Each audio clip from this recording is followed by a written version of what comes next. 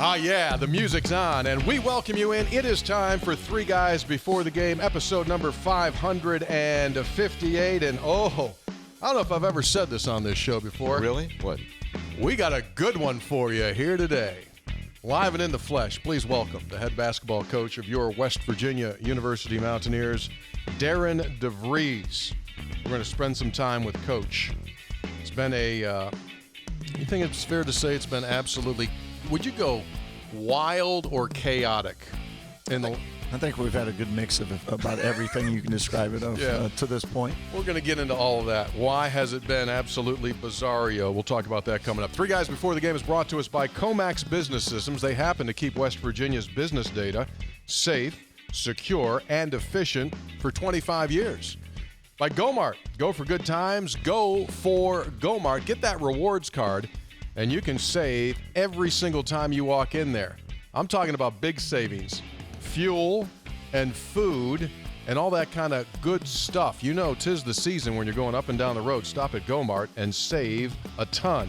Three Guys also brought to us by Lou Wendell Marine Sales in St. Albans. They sell family fun, the premier pontoon boat dealer in our state. Visit LouWendellMarineSales.com. They've been at it for over 40 years, which means they have stood the test of time. They sell the Avalon boats, which are manufactured 100% here in the United States. Check them out, Lou Wendell Marine Sales. You boat guy at all? I can ride in one pretty well. I don't know if you want me driving it. Yeah, we've talked about that. Some people seem to destroy that. Some people got the forward part of it down pretty good.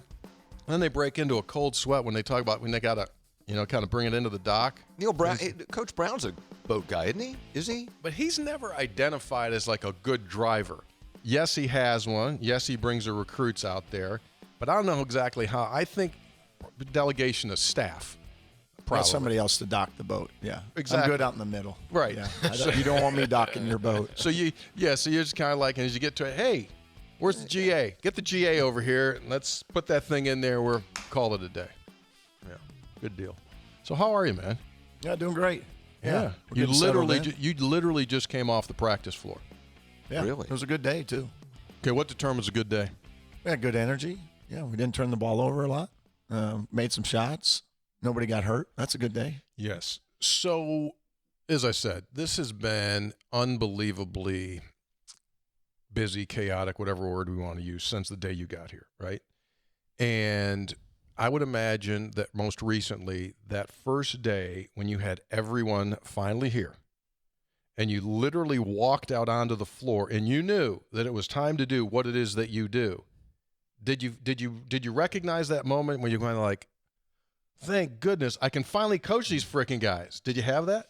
Yeah, I think that the biggest thing was even with our staff, we weren't all together a lot either. We had a staff that has, it took a while to put it all together, and then a staff with some young families. So I had them, stay with their families for the most part, except for when we had visits and things. So as a staff, we weren't all together till that first day of practice as well. So once you had a staff and you had a team and they all walk out on the floor, there's a big sigh of relief of your comfort zone's a little bit more intact at that point. Mm-hmm. And what's it feel like? I know coaching is coaching, but when you walk out onto that floor and inside the practice facility, which, as you know, is gorgeous. Like, what's it feel like to go to work?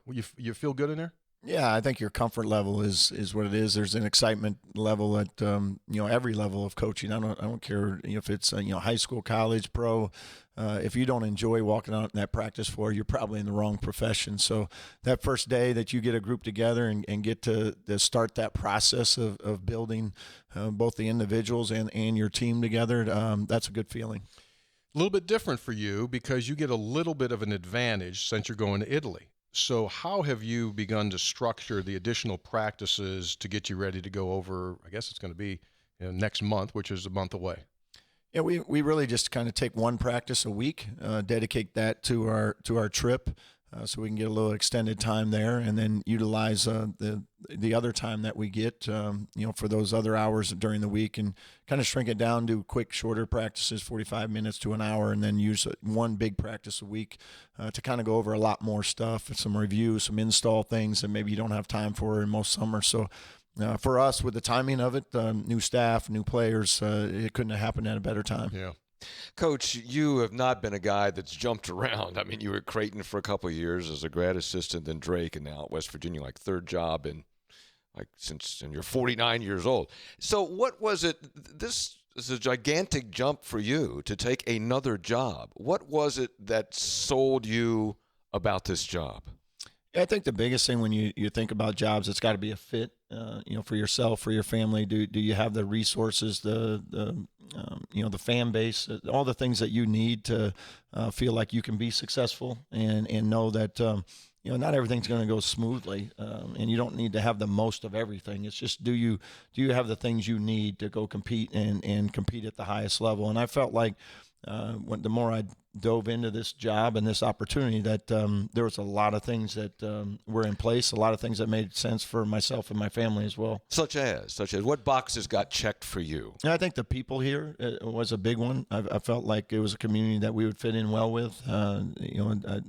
Love and respect the people of Omaha that I spent 20 years at, and obviously in the state of Iowa and Des Moines. And everything I'd heard from people that lived here, that people that know this area, everybody talked about how welcoming, how passionate, how just genuinely friendly everyone is, and that meant a lot to me. If I was going to move my family out here, to make sure that we were in a place that we would enjoy living around good people, and that was a big part of it. Then you take the basketball side of it, and there's so much tradition here, such a great following. There's support, in this day and age with the NIL. You have to have support, both financially and then just of people's time, and then having a fan base that shows up, and they certainly do that here. When things first started, and I don't know who contacted whom or whatever, or whether that we're just on a list and then somebody gets to Ren, or Ren had you on a list or whatever, but when in the very beginning was when you heard about it, like West Virginia, let me check them out. I mean, what was that first contact like when you first heard about it? I'm sure you did your research then when that started, right? Yeah, I'll be completely honest. When you hear of West Virginia, I've grew up in the Midwest my whole life, so I only knew West Virginia from afar. Right. I didn't know the ins and outs of it, all the details of it. So my knowledge of it was just a good basketball program. Somewhere out east, and but that was genuinely it. But then when you start to get a little more serious about it, and you look into it a little bit more, and find out some of those daily things that you're going to have, and what that looks like, there's just a lot of things that made a lot of sense. Have you, we tease people who have come here, and Ren is from the Southwest and the West, and our boss George Pelletier is from the Midwest, and he came here and we were talking one day about a certain location. He says, isn't that west of here? Don't you go east of here? And I said, we don't talk like that here, because to try to get one place east, you might have to start out going west. So you had to get used to not being on a grid. I'm still working on that. Yeah, I've gone on the wrong side of the mountains, I think, a few times, and didn't find an easy way back. But now I'm starting to navigate my around well, and finding I don't need GPS for everywhere I go anymore. Oh, good. So that's a good thing. Yeah. Oh, yeah, good. You got introduced in a whirlwind, because when you came shortly after was a coach's caravan. So we did 6 stops in 8 days. So we were in Beckley, we were in Wheeling, we were in Martinsburg, we were in Manassas. I don't want to slight anybody. Where else do we go? We were in Parkersburg. So he literally saw it, and we kind of and I go, okay, exactly where are we right now? So by now, it's starting to get a little bit of a feel. Yeah, I got my geography lesson from you on every trip, so I knew exactly like we're here, we're over here, and where we were going, and that was a great opportunity though for me in that short period of time to meet a lot of the great people in the state and the fans and the support that there is. Yeah, I think that's kind of what gets you. I think that's what you probably did get from that week, is that everywhere we went, it kind of was like, they're here, right? So we started in Manassas and then Beckley, and then you get this whole feel of like, it truly is 55 counties, and they all care. Yeah, it was pretty impressive. I mean, to be in the middle of the summer and have the people show up the way they did from hours away in support of all of our programs, and that was pretty neat to see. So when you took the Drake job, NIL wasn't even a word. I mean, it was probably somewhere still in court, and the O'Bannon decision was waiting, and that's not anything that factored into your decision as to whether or not you go to Drake. But obviously now coaches that make moves, they look at that NIL. So, like, what level? You've already said I don't need to have the most. I just need to be in the playing field in order to compete. Like, when you had that discussion with Ren, what made you feel good that okay, I got enough here, I'll be able to do what I do? I think the biggest thing is we had tremendous support from the Country Roads Trust. There was an established, a thing in place that was given the opportunity that they needed, and I felt great about that. I felt like there was opportunity to continue to grow as well, which I think is important. But I think it starts with having it being very organized, which it is. Great support, within that the Country Roads Trust, and I felt like we were in a great spot to compete at the highest level, and we'll continue to do that as we move forward and adjust with the times and the way that goes in terms of what you need. But I have no doubt that the right pieces are in place, the right people are there that want to support it and care about it, and they understand that you need it to help you win and be successful. So, I feel great about where we're at and where it will continue to go. I wouldn't be surprised if I looked at you right now and your right ear would have looked like a wrestler's ear, because your phone has been on the side of your head probably more so than ever in your life. Would you agree with that? Yeah, especially that first 60 days. Yeah. It was, I needed two to talk at once. The only time you weren't on the phone was when you were in the air. Yeah. Right? As soon as you landed, you go, okay, someone's calling. This is a whole new world, even not just for you here, but like this whole NIL continue. We're in the evolutionary state. Like what took you aback, or what blew your mind during this process of trying to put this roster together in that regard? I think the hardest part was just early. It took a while to get the staff in place. Would have loved for it happen sooner, but that's the way things go and happen sometimes. So you have to adjust quickly. And I love where our staff ended up ultimately. So that's a good thing, and certainly didn't want to rush into making a decision on a staff guy that you're going to work with every single day and hopefully be here for a very long time. So wanted to make sure we got the right guys in place, the right that complemented each other, and then on the recruiting space, the same thing. Making sure that we didn't rush into just panicking and taking guys that maybe weren't a great fit for us. So right. we were very selective on it. I love the way it ended up. We continue to still pursue guys. We have a couple scholarships left, but overall, I think the process has worked out well, even though it doesn't always go, directly as planned. It's similar to a game plan going into a game. Sometimes you got to adjust and do things on the fly a little bit, but also make sure that you don't panic and make one little problem into a bigger problem.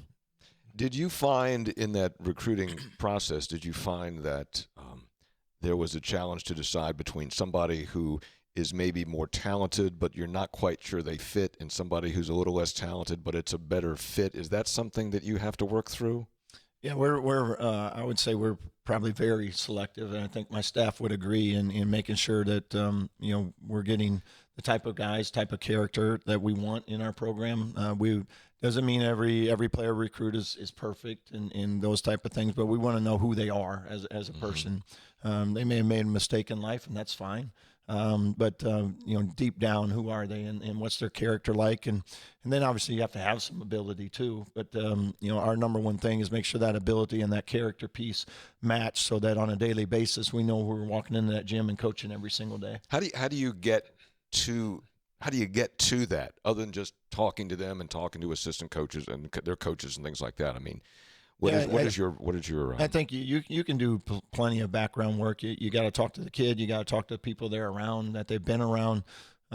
People they played with, assistant coaches, anybody you can to get. What are they about? High school coach, AAU coach, college coach, guys they've played against, and then you can even see some of the stuff in the way they play, their body language, and the way they interacted with teammates. So I think there's a lot of things that tell a little bit. You're never going to be perfect in doing those type of checks, but I think overall you can get a really good feel for each individual. What's your pitch? How do you close it? How do you close the deal with kids? I think it's for us. We don't promise things to them. We don't promise playing time. We don't promise starting positions. We promise that we're going to try to maximize their individual abilities that's fit into a team setting. And if this is a place you want to come, you want to be around other good guys that you enjoy being in that locker room with on a daily basis, And then at the end of the day, when your career is done, our goal is to make sure we've maximized everything that is in that body, and be as well-rounded as possible. And I think they all fit together, on the floor, off the floor. When you can be as good as you can be in every phase of your life, I think it gives you the best chance to go beyond and play professionally. And if it's not play professionally, you're set up for life without basketball too. Darren, what are the non-negotiables when you sit down with your staff and you start talking about prospective kids that you might be looking at? The head man is always going to say, okay, here's the absolute non-negotiable. This is what I don't take, and this is what I want. Let's just character. You've described that. Okay, we understand what you're trying to get there. But like as far as bouncing that ball and playing, like who can't play for you from a skill set standpoint, and what must players be able to do in order to play for you? I think the biggest thing is just trying to be able to play together. The skill level, I prefer skill. I'd love for guys to be able to shoot it, but they don't necessarily have to. As long as they could do something else that's pretty elite, to offset their ability to shoot. It might be just an IQ. Maybe they have an unbelievable IQ and they understand who they are. They have an appreciation. Doesn't mean they just stay in one place and they don't continue to grow and evolve as a player. But maybe they come in and then shooting isn't their strength yet. Well, we feel like we can get them there, and they do these other things so well. Maybe it's defend, maybe it's rebound, whatever it might be. We can work with that. But when you don't have those things and you have no feel as a basketball player, that's when it starts to become hard for us to try to make it all fit together. Mm-hmm. Because the way we play is it's pretty. We'll run set plays like every other team does, but then we rely a lot on guys making their own decisions, making plays and reads on their own. And to do that, you got to have a good understanding of how the game is played and what gives us the best advantage at both ends of the floor. Yeah, that's something that John Beilein always used to say. He just wanted to get him to a point where he said, guys, I've taught you what I need to teach you. Now play basketball. In other words, you're teaching them. Now things are going to change. Defenses are going to change. They're going to just play ball now. I give you enough to figure the thing out. Go play. Yeah, like I tell the guys all the time, if our play is designed to go left to right and your guy falls down, I don't need you to go left to right anymore. Just go straight. And that's how I want them to play. Just because we have a play called or whatever it may be, like break off the play if that's what what is demanded on that particular instance. So we do a lot of that ourselves. We try to teach concepts, try to teach them what they're looking for. But when they're out there, I want them to trust themselves and play fast and trust their instincts to go make the right play. When was it the seed got planted in your mind that you said, okay, when I play, we're going transition. We're going to play. We're going to do. Like, when did that happen? You go like, I got something here that I want to exploit. Where was that? Yeah, we really changed. I was with Dana Altman for a long time, and we played pretty fast as well. And then Greg McDermott came from Iowa State, and he was predominantly, when he started off at Northern Iowa State, he was really a heavy set guy. And then it was after his first year at Creighton, we had his son Doug McDermott. We made the I think it was the CIT or CBI, whichever one it was. But anyway, for that tournament, we decided we're just going to open this up, have fun with it, and play fast and free. And wow, it stuck, and our offense just kind of really took off from that standpoint. It helps when you have a 3,000 point scorer on the roster. NBA guy, NBA guy. But that's where it really started, and then those next 6-7 years with Coach McDermott, that's where the transition game and that phase of it, I thought really kind of got implanted in the way I wanted to see things and how we wanted to play too. Have you looked at the Big 12, which is now 16, so the other 15 teams? Have you looked at it enough to know yet that the way you're going to play is either similar or different than a lot of teams? Yeah, we've looked at it a decent amount. We actually are in the process right now. We got everybody on staff taking 3 teams and essentially doing scouting reports so that when we come back for the July portion of our summer workouts, that we're starting to implement what most teams do. Not every team, but just so we got a good idea of like, okay, here's things that we've done in the past as an offense or a defense, but they may not work in this league. So we need to make sure that we change and evolve a little bit what we're doing on either side of the ball, and put a heavier emphasis on if teams ice ball screens, which a lot of teams do. Well, then in our offense, we need to practice against ice a lot more. We didn't get a lot of that in the Missouri Valley, so we want to make sure that we're working on the things that we're going to see every day to give us the best chance when Big 12 play does come, that we're well prepared for it. And I would imagine, since there are so many schools in the league now, I don't think you can brand leagues anymore and say that league plays physical or this league plays fast. Like, you're going to see everything, A to Z. Yeah, I do think you're going to see a lot more. You added essentially 4 Pac-12 teams, so right. Their league may have played a little bit different as well. And you're adding, you added multiple teams over the last few years that came from different leagues. So, I mean, the league is still going to be physical, no matter who we add or subtract. That's just the way the league's going to be. And I think you're going to have to be prepared to play that way. But then in terms of styles, you're going to see a lot of different things, a lot on different nights. So you're not going to be able to prepare for just one or two things. But as much as we can kind of get a feel for, here's a general basics of how the league plays and make sure that we're covered there. And then kind of those one-offs, teams that do something different. Like, for example, BYU last year played a lot differently than the rest of the teams in the Big 12. So that's a team that you'll have to prepare for a little bit differently. But in general, I think we'll have a good July. We'll have a good feel for what that is. So when league play starts, we've already gotten a head start. Yeah. You grew up in a small town in Iowa, Applington, about 1,000 people. So like a lot of people in West Virginia can relate to that small town. And on a farm, we were talking before the show, on a farm with pigs and cows. So at what point did you decide, I want to be coaching basketball, I don't want to be down on the farm? When did that happen? I think about age 5. Yeah.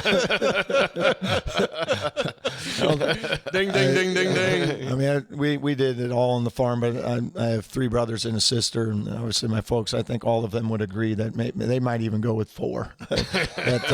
They knew that wasn't what I was meant to be. It's I had a brother, he loves the farm. He still does today, so that's something. So I let him do more of it, Yeah, exactly. I thought he was good at it, so I let him play to his strengths. When did the coaching part kick in that you wanted to coach? Yeah, I don't know when the coaching part. I think maybe more when I got into college, and I went into college. I was going to be an elementary teacher, and what I thought a high school basketball coach, and that's what I thought I was going to do. And then as I got deeper into, towards my junior and senior year, it was like I want to try the college thing and become a grad assistant, and was able to get on at Creighton University, and that's where it kind of started. That got into that level, was able to go from a grad assistant to a full-time assistant, and then was able to stick. Was there a person along the way, a coach or coaches that mentored you or you emulate? I think everybody in good ways and maybe even some bad ways, and I don't think I had anybody in a bad way as a coach, but I think they all kind of give you kind of who you are as a coach, the way you interact with your players, where you interact with fans, whatever it may be. I think everybody kind of has an impact of what to do and don't as you go along, and then you try to make it and turn it into who you are. And I think the biggest thing as a coach is make sure you stay true to yourself and you don't try to be somebody else, but also kind of take some of those values that you've been taught along the way and make sure you know what's important. What is your court mentality with officials? I mean, that's a big part of the game, the relationship with officials, when to turn up the heat, what you can say, what you can't say. How do you try to manage that part of the game? Yeah, I'd say in general, I mean, not that I'll never get one, but in 6 years, I've never had a technical. I'm not saying I didn't deserve one every now and then, but, for the month, officials have a hard job. Let's be honest. They're not going to be perfect. So I try really hard during games to know they're going to make mistakes. Most of the time, they'll come up and tell you they made one.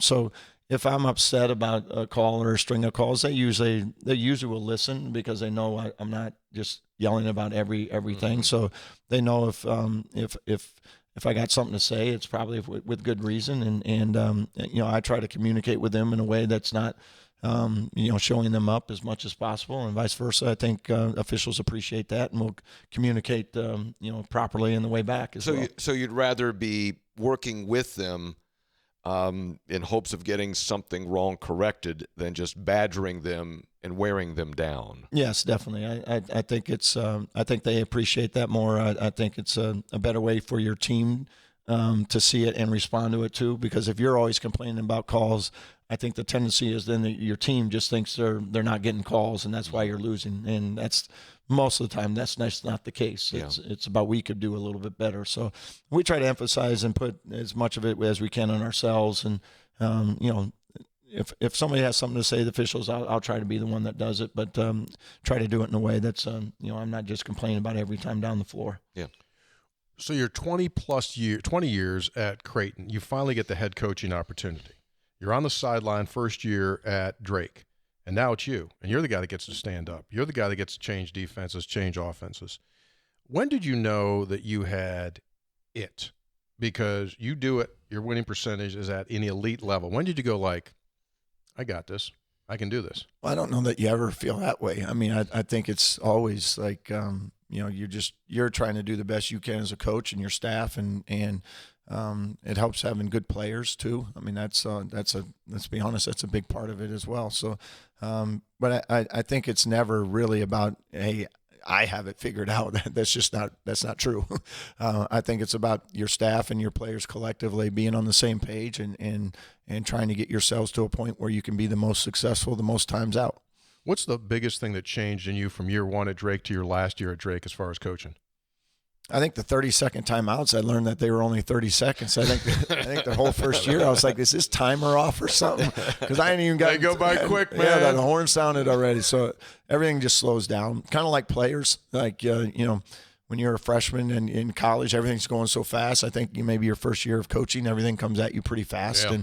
And then each year it slows down a little bit more for you so you can – think a little bit more and process things a little bit faster. And I think that's the biggest thing. But as a coach, I don't think you ever quit evolving and quit continuing to try to get better and learn new things and do things better than you did the year before. Yeah.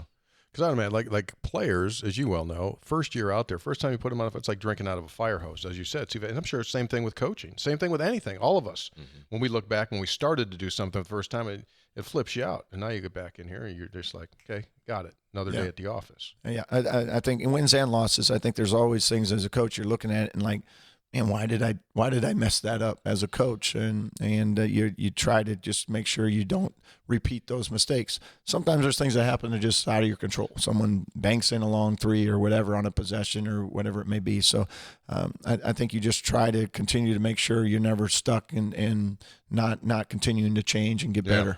Yeah. What is a realistic expectation of what this program should be? I mean, the cliche answer is like, we want to compete for a national championship.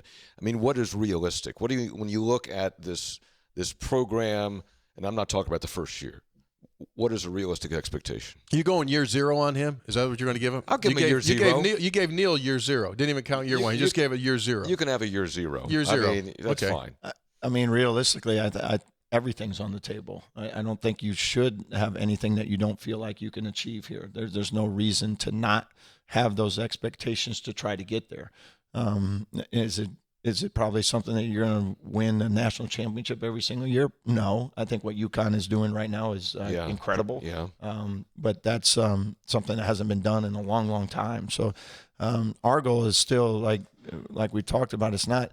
We don't necessarily put on the board, hey, we're going to win a national championship. I mean, that stuff's all at the end of the day is like everybody would raise their hands and say, yeah, I'd like to do that. I'd like to win a Big 12 title. I'd like to win as many games as possible. Ours is always like, and I think a lot of programs, it's what is the day-to-day we're doing to help us get to a point where those things are going to happen. And that's all of our focus. Get the right players, coach them the right way, teach them the right way. And then at the end of the day, those wins and losses are hopefully matching up to the way we want them to be. Do you know today whether you're going to be any good? I feel like I feel like our team right now today has a chance to be a good team. And I like our team. I like their approach. I like their mindset. I like what they're about. And what do you see in here? What do you see in here that gives you that kind of encouragement? I see the way they approach each day. I like their connectivity. I like the way the pieces fit together. And that's kind of the beauty is in the details, as we tell them all the time. It's there's enough talent in our locker room to go win games. Now it's about being better at the things that matter and winning. It's not a jumping contest. It's not a 3-point shooting contest. It's about who can share the ball, move the ball, do the other things, take care of the ball, defend, rebound. We have plenty of talent in our locker room to do those things, and that's what I'm most excited about, and they're buying into it. So between now and November 1st, when you're getting ready to play exhibition games and real games, I think we have a lot of growth that we can, still get into. But I do think there's a lot of potential as well. How do you manage coaching your son? And do you have to be aware of, wow, if I don't want to be too hard on him because he's my son, but if I don't get him on about something, other players will see that.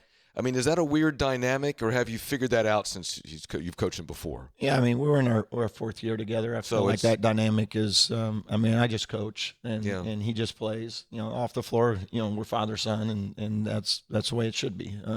But on the floor, we're trying to win, and he knows he's trying to get better. Our team's trying to get better.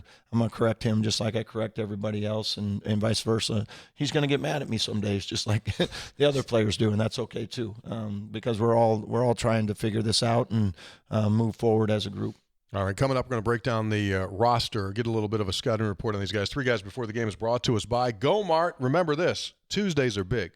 Hoppy, don't know if you know this or not. Tuesday's just not any other day. Score big chills, earn rewards points like never before. Triple Point Tuesdays. That's not 1, that's not 2, that's not 3, and it's really good that I started with the proper finger. Otherwise, it could have been a hell of a problem there. Stop in your local Go-Mart, load up on your favorite snacks, drinks as well, everything, and earn triple points on Tuesdays with every purchase. Visit the app or go to gomart.com for more details. 3 guys also brought to us. Remember I talked earlier about Darren using the phone a lot there in the last month. Well, at Comax Business Systems, from 1 digital line to 1,000 line, they can take care of whatever you need. Darren may have needed 1,000 digital lines. If you're a business and you need a new phone system, check them out. Comax, they are competitively priced. You can do it any way you want. You can purchase it, you can lease it, you can rent your hardware.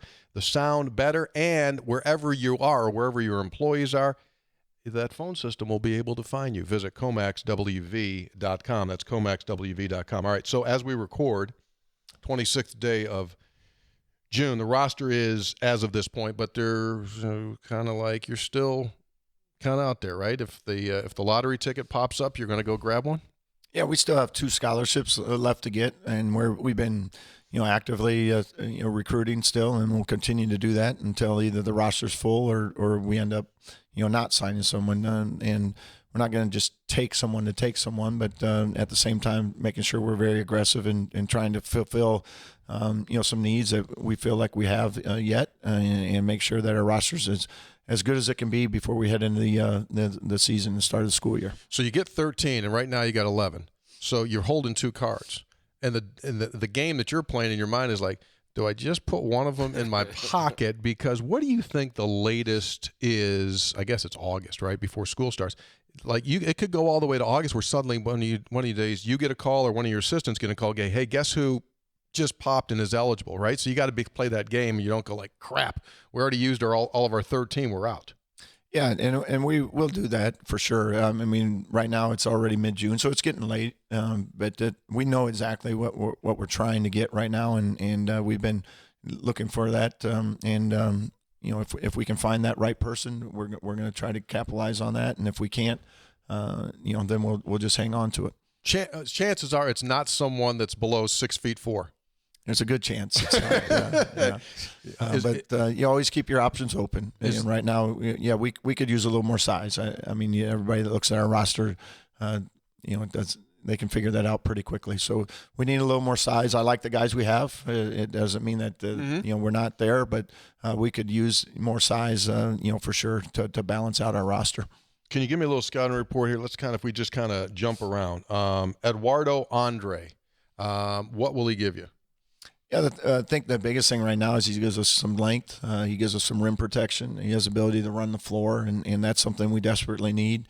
So he's by far our tallest guy on our roster, and so his ability to give us some of that rim protection is going to be something that I hope he can give us.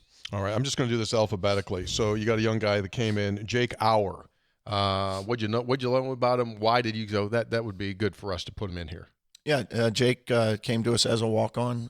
He actually came from Des Moines Valley High School. Him and my son had played against each other all through high school as rivals. So, he had approached us about, playing one more year and just wants to come in and do what he can to help the team win and be a good practice player. And we're very lucky to have him. So excited about having him on our roster. Okay, so now I'm just doing this alphabetically. Kid's name is Tucker DeVries. Who? How much do you know about, like, how would you scout him right now? First off, how's he coming back from the injury? Yeah, his rehab's coming along great. He's doing everything, 5-on-0, workouts wise, just skill stuff. Just isn't able to do any of the contact stuff yet. So we're hoping about the middle of July, mid to late July, that he'll be able to be fully cleared and maybe get a week or two in before we break for the summer to get a little bit of a feel for the players and them working together before we start up in the fall. So do you envision him playing in Italy or not? I would think so. Right now, we're not gonna push it if he's not ready for that. I think the biggest thing, if he has a week or two of practice and he's fully healthy, there's no reason not to. So it's not like you get more fully healthy. So Sure, exactly. If you're fully healthy, let's go play and begin that process of getting him integrated with the rest of the team. First of your Illinois guys, Sincere Harris. What do you like? What do you see? Yeah, what I like about him is he can really defend. He has the ability to get in the paint on the offensive end. I think he's great in the open floor. I like his energy that he brings in practice. So, but mostly I think he can be one of those guys. Like if we want to say go disrupt the ball, I think he can do that for us. Yeah, and you'll see a lot of those guys in the Big 12. Dylan J., a young guy from the state of Washington. Yeah, he came to us just recently as a walk-on as well, and he can come in. He has the ability to shoot it, gives us some good size. Again, I think it's probably a developmental year for him, but certainly gives us some added depth for practice and a good quality player. Oh, the last man standing, Ofri Neve. The only guy, there needs to be a T-shirt, I think, for this buddy here. I'm the only guy that made it through early on. I know he was home. What are you seeing from him? Yeah, and he just got back a few days ago. Yeah. He was back home playing with his national team. So he just came back with us and is starting to get his legs under him and things. So, but again, another guy that we're excited to has good size and good feel for the game. But again, another guy in practice. It's nice to have some bodies as we're getting this roster put together.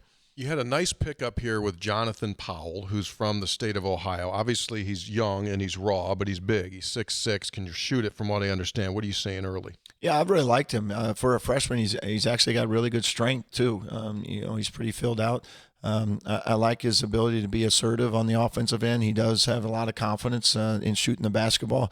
Has great length and size, and I think he's someone that's going to continue to get better and better as not only through the summer and fall, but as his career continues to grow as well. A guy that we saw last year when he was at Oklahoma State, Javon Small, who when you got him, I went like, I remember him. I remember when West Virginia was playing last year, I go like, I like that dude. So really good, huh?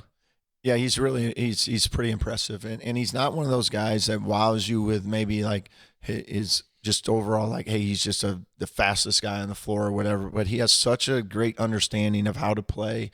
His vision, his ability to just kind of put people in the ball screens and make the right reads, but then also use those bursts of speed that he has when he needs to. And I think our fans are going to really enjoy watching him play and the decision-making that he has, both as a scorer and as a facilitator. Mm-hmm.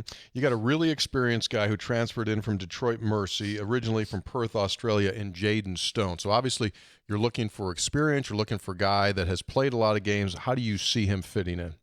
Yeah, I've really liked him too, and he came off like a 24-hour trip because he was coming back from Australia, and he was in the gym that night. I think he landed at like 3 p.m. and was already in the gym that day and had a full practice the following day. And I'm excited about him. There's a lot of upside there for him. He was a guy that averaged 21 points a game last year. He'd be the first to tell you that he doesn't want to score at that much high of a level. He was asked to do a lot for their team, but he has the ability to go do that. He has great athleticism. He can shoot the three. He can play off the bounce. So I love the energy he plays with as well. I missed a name alphabetically. Toby Okani. I'm hearing really good things about him. Yeah, he's very versatile. Great size, athleticism. Almost 6'8". has really, I thought, worked very hard at shooting the ball too. That was probably an area that we wanted him to really improve on. I think he's done a nice job with that. But again, it's someone that can guard 1 through 5, so I love that piece of it. He can go up on the glass and go get it. Was one of the best defenders in our league last year. He also scored, he hung 30 on us in a game too. So that was someone that's like, hey, I like him. But I'm excited to see what kind of a senior year he can have as well. The other Illinois transfer, Amani Hansberry, I'm also hearing that he has played well early on. Yeah, I like him, and right now he's kind of playing the undersized 5 for us. But again, when you have an undersized 5, you need him to do something else to offset. Okay, if you're not 7 foot, what can you do? And he's working extremely hard at becoming a stretch 5, in addition to being able to take advantage of some things down in the post. And I love the way he's shooting the ball right now. He's got a great feel for the game and the way we run offense as a passer and screener. So I'm excited to see what he can continue to do as his confidence grows in being in that role.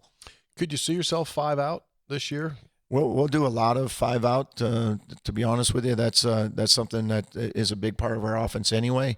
And then occasionally we'll get 4 around 1 where we're creating some more driving lanes. But we'll do a heavy dose of where that guy's involved in handoffs, ball screens, popping, being a little bit of a playmaker as well. He has to be able to put the ball on the deck, throw backdoor passes, be able to hand off, make a lot of reads. And he's done a really good job in this first month of being able to kind of grasp what we need him to do. Yeah. I mean, that's the cat and mouse game, right? So if he's going to be at a disadvantage guarding a bigger 5, okay, now the 5's got to come out and guard me. So, okay, let's go do that. Yeah, you don't want to have a disadvantage at both ends. Right. And he certainly gives us the opportunity to, on the offensive side, we're going to force people to make decisions. You either got to switch the ball screens or you're going to have to play his pick and pop, and then you can play off of that. And then defensively, like we tell all of our guys, it's more about your fight than your size. So, he'll bring a good fight. There'll be times that he'll get overmatched just from a straight size perspective, but hopefully we can balance that off enough at the other end of the floor. True freshman, really big-time scorer in the state of Tennessee, in KJ Tenner. How quickly can he adapt to this? He's probably maybe has been our biggest surprise. Is that right? He's been terrific, and he was someone that came into it. It's like how long is it going to take for him to adjust, especially in that point guard position? And he's been terrific. He brings great energy, he has a smile on his face every day, great feel for a point guard, and that's something that is harder to teach. He has it. So there's a lot of things instinctively he does that I'm really excited about. So conceivably, he can get some minutes. I could definitely see him, playing some minutes. I would have no problem throwing it out there today. I think he's that mature of a player. That's interesting. All right. Lastly, Joseph Yesufu, who I know is coming back from injury, but you know him, obviously. He's played for you. We saw him at Kansas. He's been around. That's a nice pickup as well in this world of let's try to get as many guys that have played a lot of games. Yeah, and I like him, as you mentioned. There's some familiarity there with him and us. So, I wish he was healthy right now, but that he's not. But I think his experience of knowing the system and things is going to help him come back quicker. And he's probably looking at more of a fall, kind of timeline where he comes back.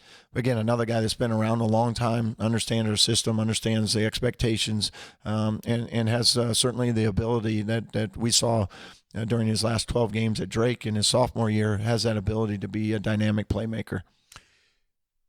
Strength coach is a huge, huge part of any staff because they're with those guys a ton, right? And so Sean Brown will stay with you as the strength coach. What is your directive? And we chatted about this once before, but what's your directive? How do you want your players, what do you want out of that room? When you make them, I want them to look like this. What's your requirement? Yeah, when we talked, it was like he's a professional at what he does. I don't want him to call the X's and O's, and I don't want to tell him how to be a strength coach.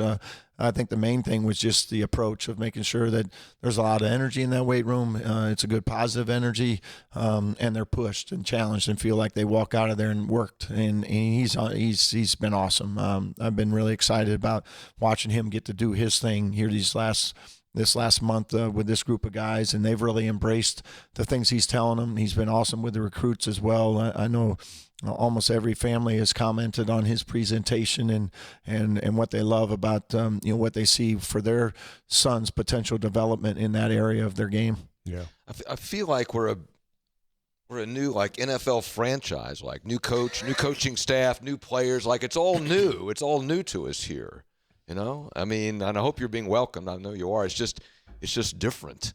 I'm sitting here listening like, oh no, all these new players I got to get used to, new coaching staff. It's a different world, different world. Yeah, and it's the reception around town has certainly been, the people have been, incredibly kind and welcoming, and I think I've been told welcome to Morgantown 1,000 times, and then it's pretty cool to see, and I know our players, whether it be on visits or now that they're here in school, have all commented on they feel the same way about how nice it is to be recognized and people saying hello and just welcoming them to town and to West Virginia University. Was that kind of back to the original question? How important was that to you? I know you mentioned that, but that the fit was big for you, right? Yeah, and I think it's everything I thought it was is shining through. It wasn't just what people said, and then you get here and it was something else. That wasn't the reality. It's actually played out that way, and I'm excited about it. I'm excited to continue to from our family, our team, to become more involved within the community as we kind of get guys back in the roster and stuff now, and we can get out in the communities as we head into the fall and finding some things where we can get out there and do some things. And I think Ren had credibility on that front because he came from someplace far away and came in, and I think if he talked to you about the folks here and the reception, then it had credibility because he was the new guy. Yeah, he certainly mentioned that. He was upfront and honest about it, even in the interview process. There's some positives and negatives sometimes with that, and that's to be expected. After wins and losses, you're gonna get some pats on the backs. No. Everybody's happy when they lose too. Coach, whenever you lose here, everything's fine. Nobody will say anything. Don't worry about it. Don't worry about a thing. Don't worry about a thing. I think you'll learn to accept as like a lot of places. As long as you play your ass off and they play hard, people get it. I think it's the thing, like, if they feel that there's not the effort, that's when people lose their mind because, like, it's a blue-collar state. You grew up in a blue-collar state. If you don't bring it, people are going to go like, what's that? Yeah. Yeah, well, the effort's not there. They won't have to tell me because I won't be happy. I'll be right there with them. I won't be happy either. Yeah. But you have seen, I watched you guys. You have seen, like, your guys play hard. What's the key to getting a team to do that? Because, as you know, that's the hardest thing to do day in and day out. Yeah, I think it's all about just making sure you're demanding that every day from June till, through March. It's not something that you can just turn on game day and expect those habits to be there. So whether it's, whatever drill we're doing, even when it's a non-live drill, to make sure we're trying to do it at a game-like speed. And when you get the chance to come and watch our practice, I think you'll see the tempo of our practice simulates it as much as we want it to look like on game day. So very up-tempo, very fast-paced, and trying to get guys to play at that level that they're going to see, on a Saturday night in Lawrence, Kansas, and prepare them for that on a daily basis in June and July, so that those habits are well established when you get into game action. We had chatted. You're debating, or you're thinking about maybe doing some different things travel-wise this coming season, since we're going so far west. You continue to think about maybe staying overnight and then coming back the next day. Yeah, a little bit. We're waiting to get the conference scheduled, when that comes out, so we can make some of those plans and see what those decisions might look like at that time. But right now it's just talk, and then we'll see, how does that fit into what's the game after that we play when we come back home. So until we get a finalized schedule and know exactly who we're playing home and road and those type of things, you won't make those decisions till a little later date. Staff-wise, you're just putting the final pieces together now, but you said you like the staff. What was your philosophy when you put your staff together? What did you say, okay, this is what I need to be successful here? Yeah, we just knew we needed to cover as much area as possible, and it's not necessarily, especially with the portal now, it's not necessarily like just a regional recruiting area. That's strong as well. You need to have that, but you need to expand and cover not just the entire country, but a little bit internationally as well. So, and then having all kinds of different ties. So. Whether it be high school or whether you're recruiting a kid out of the portal, you have to have connections to a lot of different people now and be able to, get yourself in front of those people and up to the top of that list as quickly as possible, because in the portal world, things happen so quickly. And those are, sometimes 1, 2, 3 week relationships that you have to have something, some type of ties to the kid, the family, the coach, or whatever it may be, to give you the best chance to touch as many people across the country as possible. Do you have in your head what you think the percentage of rosters will look like going forward for you of portal guys and guys that you bring in as freshmen? Do you have any idea what that is, or is that just, it's like the stock market, it's going to go one year to the next, it's going to be determined? Yeah, I think that's just going to be a year-to-year deal. Obviously, we would love to bring high school kids in, keep them, develop them, and have them, be here for the duration of their career. The reality is that's not going to happen with every kid you bring in. So trying to find that right mix, like this year's maybe a unique one where you only have one kid coming back and you got to find 12. You don't want that to have to happen every year. But even our last year at Drake, we ended up bringing in 10 new guys just because there were so many seniors and you had a couple of transfers, and that's just what happened. So, but overall, you'd love to continue to develop and bring high school guys in that are part of your program and develop them from there. Just because it's easier understanding at year to year. There's some carryover, but that's not going to be the case on every kid. You just said something there in passing, and I think you'll agree with this. If I were to tell you like 10 years ago, hey, Darren, you're going to have to replace 10 guys on your roster. Hey, Darren, you're going to have to replace 12 guys on your roster. It would scare the living hell out of you. And now we just kind of go like, okay, that's what I do. Isn't that bizarre how this thing's changed? Yeah. 5 years ago, it would have been a, 3-year deal to try to get that roster hopefully back up to the point where you felt like you can be competitive. Now it's not the case. You don't have to have that. You have an opportunity. Now 12's a lot, sure. but you do have that opportunity to replace and put yourself in a competitive position immediately. And then like I said, I certainly feel like we're there, and I'm excited to see where this group can get to, because we did have that opportunity to sign guys and bring as many guys in as we did. That's a key. That I think that is that is the logical approach, because you said 3 times opportunity.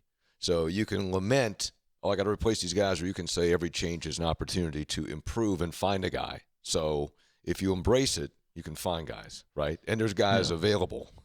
Yeah, there's certainly plenty of guys available. There's probably still a couple thousand out there, to be honest. So, but yeah, it is an opportunity. When someone does depart, and there's lots of ways. Whether it's graduation or they turn pro or they decide to, go explore some opportunities elsewhere. That means it's an opportunity for somebody new. So, I think everything is just making sure, as we talked about with coaching, it's just making sure you're evolving. So recruiting's changed, so figure it out, and that's what you have to do. Yeah. Scheduling is also changing because we've added more league games. Can you kind of give me your philosophy? You announced a couple more dates this week. Give me your philosophy going forward, non-conference wise, of what you would like it to look like. Again, some of that will change as well. Right now we're on a 20-game league schedule.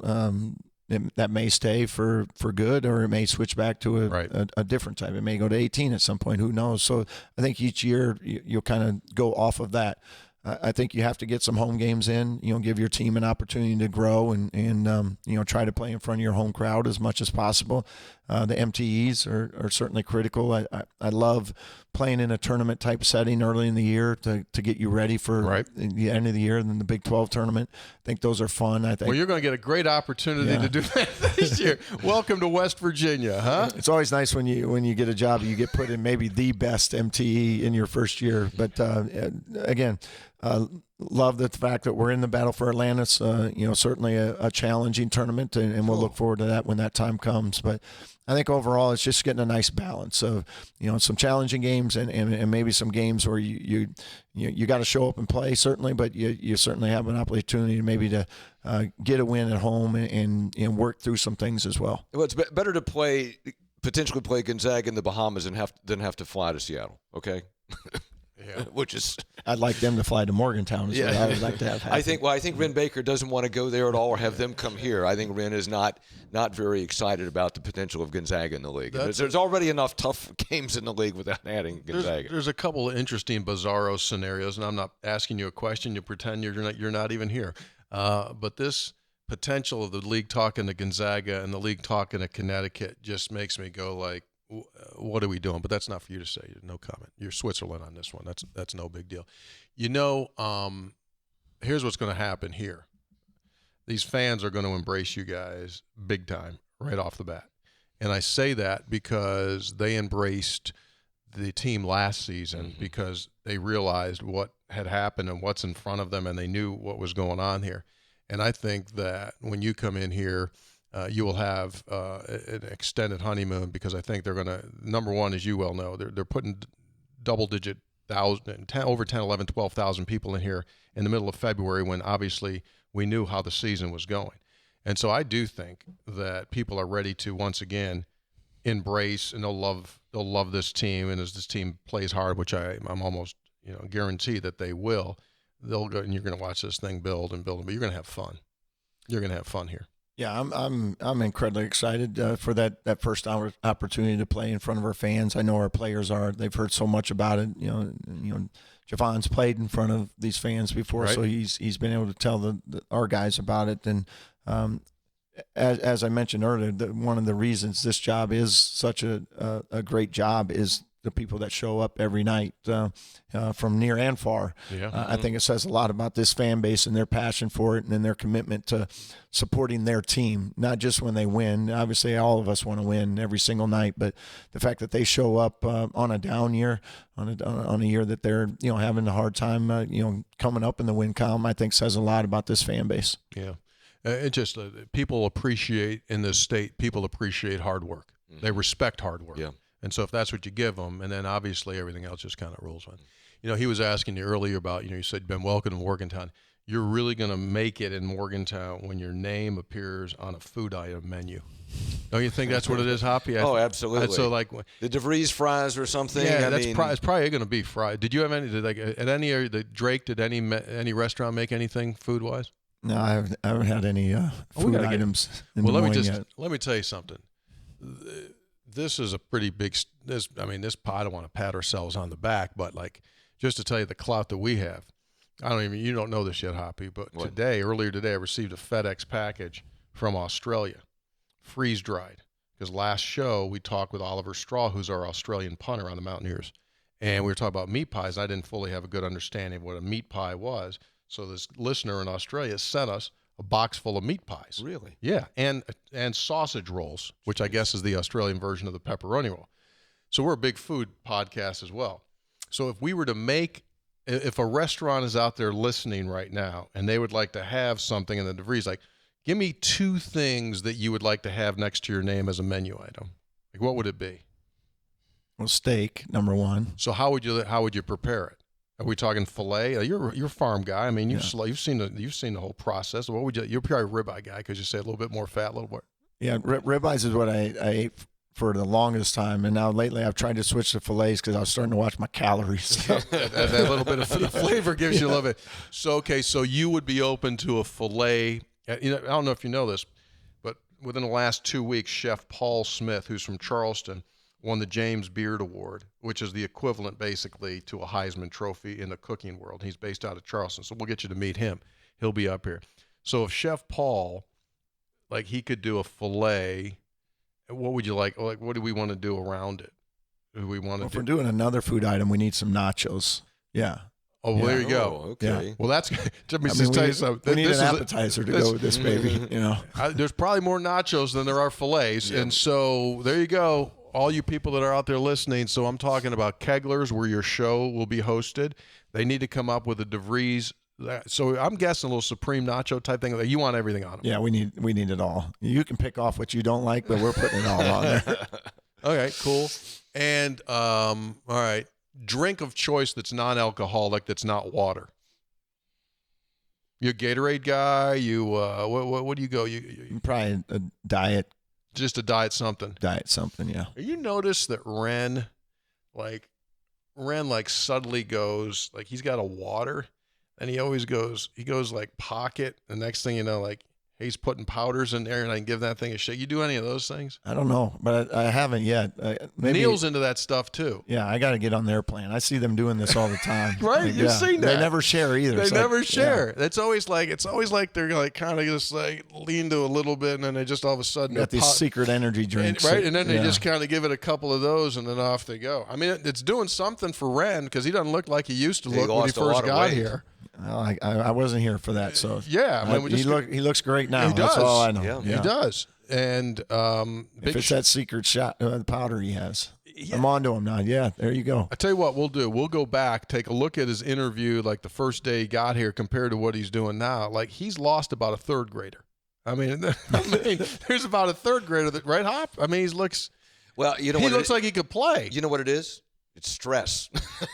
I think he's under a lot of stress. Yeah, it's kind of a little bit turbulent. You helped him out, though. I mean, the fact you said you that kind of could breathe a little bit. You know, it's not like he had to go hire me or Hoppy. I mean, he got a guy that can do the gig. Okay, so shoe game. You care? Are you a swag guy? Like when my guy Kyle downstairs in the equipment room, normally what happens is they just bring up like a bunch and say, "Here you go, coach." Like, you don't care? No, I have to ask. Guys, are these cool or not cool? You're at that point. I'll wear them. They're Doesn't fine. matter to you. No, I have no game. Like the way like all of a sudden they started tapering the sweatpants back down, and then like that, to you, it's like, don't care. No. How about avocations, hobbies? I mean, you've been consumed by trying to put this team together and get your staff. If you have a day, what do you want to do? Yeah, I love to golf. Do you? I'm not very good at it. You're not? But it's fun. Okay. Yeah. All right. Yeah. What do you mean you're not good at it? What does that mean? Is that 90 or is that 85? 85. Yeah. No, that's not bad. That's okay. If I can get playing again. You're not going to. It's not going to be a bad. There's some gorgeous courses here, dude. Yeah. I mean, real courses, like not that flat stuff in Iowa. You guys just hit the doggone thing straight. You might want to up that number then a little bit. So golf, okay. And we had chatted. You also want to see the state, right? You want to get around and kind of want to go down and see Cooper's Rock's the close. You been to Cooper's Rock yet? I did. What'd you think? Yeah, it was great. It was actually on Mother's Day. Okay. My assistant and I, we were here by ourselves. No, Ashley, your wife wasn't here. She wasn't here, so we called her, told her Happy Mother's Day, told our wives Happy Mother's Day, and then him and I went climbing. It's pretty cool. It was cool. Yeah, it is cool. And then we're going to take you down New River Gorge. That's where one day a year in the fall they jump off the bridge and they bungee and they parachute and they do all kinds of stuff. That's some crazy. I'm not doing any of that. No, I get that. I'm watching. That's exactly right. Let's make sure they get that clear. Exactly right. And that's become a national park, which is huge.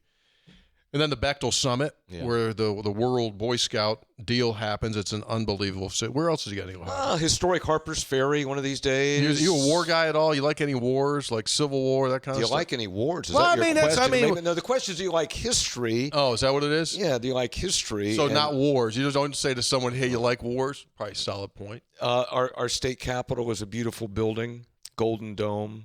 So there's stuff. There's stuff. There's things. We'll get you there. Yeah. West Virginia's interesting, dude. Like I could take you 20 in 22 minutes. I could take you from here, and you'll go like, whoa. Wouldn't you say, Hoppy? Oh, yeah. And the snowfall, 25, 30 minutes from now is a different world. All you got to do is go up into Preston County. Is like totally. He's from Iowa. He's probably seen some snow. I know. I've seen plenty of snow. You've seen cold. But here's the difference. Here's the difference. Yes, you have. You've seen slow. But you haven't done snow on this. That's the difference maker. Because I'm from Buffalo, so you just go through the snow. I might have to slow down a little. It's the physics. It's the physics. No matter, like I used to, when I first came to West Virginia and they'd close school and it'd be like 2 inches of snow. And I'd go like, what? Are you kidding me? Yeah, because 2 inches of snow is all you need when you do this to go like this, or a bus to go up and down. It's like, oh, he'll be in a ditch. No, no. Iowa guy, dude. Aggressive though. I'm gonna have to take You're that gonna have back. to chill. You're gonna have to roll that back. You're gonna have to chill that back completely. Okay, good deal. Good deal. Appreciate you doing this, man. Yeah. Yes, thank you. No snow skiing for our guys either. No, That's you how don't they get need hurt. that. You Don't take them snow skiing. Well, listen, the way the things are going right now, we're going to put your guys in bubbles. And we're gonna bubbleize. We're gonna wrap them in bubble wrap and say like, hey, listen, you can do whatever you want from like May until not even then. June. You don't want them doing. Well, not anything, but yeah. You know, you said one thing, and I heard that you used to at Drake really get your guys into the community. Like, what kind of things had you done? What kind of things do you want? Because obviously there's a great connection between WVU hospitals and visiting the kids and things like that. What kind of stuff do you want to do? Yeah, the biggest thing I want to get them involved with any type of things that involve kids. I think that's they can have a huge impact there, whether it's a children's hospital or programs around town or near the community that they can get involved with and be able to have an impact and brighten someone's day. I think that's that stuff's terrific. It makes them maybe appreciate some of the things. When they're tired of complaining about a certain thing here or there, that right. Basketball wise, I realize that's pretty insignificant. Yep, it's life-changing stuff. We forget, I think, a lot of times when you have one of your kids, one of your players, go to see that kid, and that kid might be 6 or 7 or 8 years old. Like, I talk to people now that are now they're 21 or 22, and they say, hey, you don't remember this, but I mean, it's like a tattoo, dude. It's just like it stays. Yeah. And if you're able to, and you will be able to, because one of the things I'm sure you'll teach your kids is when you're a Mountaineer, it's not like when you're playing the games. It's 24/7, 365. I mean, there's the adage, once a Mountaineer, always a Mountaineer, but it's like really super true. Eyeballs are constantly on them, more so than any other place, because you're the pro team, you're the college team, you're the team. And so they'll get an extra benefit as a result of that. Yeah. There's no greater joy than I tell the guys, it's not always just wins and losses. This is a big part of what we do, but getting an email where they're like, I ran into one of your players yesterday and they were the nicest person ever, and they said hi and they signed my kid's hat or whatever it may be. Those are the things that as a coach, you're doing something right, and your guys are doing what they're doing even when nobody's looking. Exactly right. And that is huge in this state. That is absolutely huge in this state. All right. Any further questions, Your Honor? No, we're good. Coach, it's nice to meet you. Welcome again to West Virginia. We're happy to have you here. Wish you the best of luck. Yeah. Special thanks, by the way, to Brian Messerly, who runs the entire operation over at WVU for coaches come and go, but coaches come and go, but Messerly's kind of like lint. He's always in the corner. He's always there. Thanks, man. We appreciate it. Thank you. Appreciate it. There he is, head coach Darian DeVries, episode 558, Three Guys Before the Game, brought to us by Comax Business Systems, keeping West Virginia's business data safe, secure, efficient for 25 years. By Lou Wendell Marine Sales in St. Albans. They sell family fun, man. This is the time of the year to get it done. Selection is as good as it's ever been. Visit LouWendellMarineSales.com. And by Gomart. Go for good times. Go for Gomart. Get that rewards card and save immediately. It's over. Three Guys Before the Game. Next time you see the Mountaineers, you'll be able to watch a video stream from what I understand. Is that correct, Mass? Video stream when they go to Italy. So you'll be able to see the 3 games that WVU plays in Italy. That they leave the end of July. They play the first several days in the month of August. You'll get your first look at the Mountaineers. That'll do it for us. Special thank you to our producer, Austin Wright. 3 Guys Before the Game, over and out. See you.